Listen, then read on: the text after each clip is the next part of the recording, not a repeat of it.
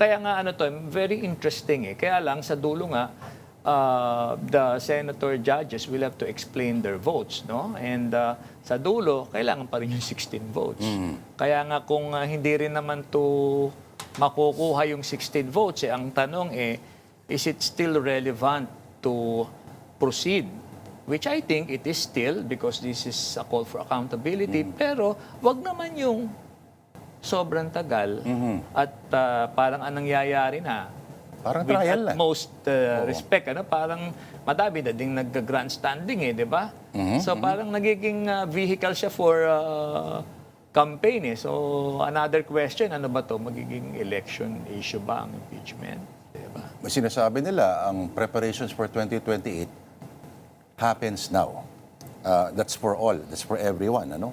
Ang magiging sa mga pinapasok sa Malacanang recently. Pero yung evidentiary standards ba, sa tingin ninyo, Attorney DJ, at least kailangan ba meron?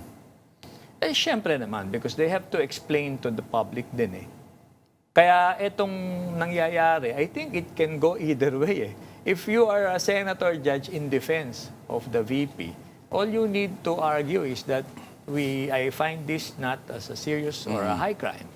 And then if you are naman against the Vice President, this is a clear betrayal of public trust.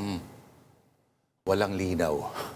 Walang... Kasi nga, political and legal. Relative pa rin siya. So ang tanong, where to? Ang prolonged trial would benefit which side sa tingin mo? It will all depend doon sa ma-unravel in the next hearings. Kasi magandang issue rin yung bank accounts.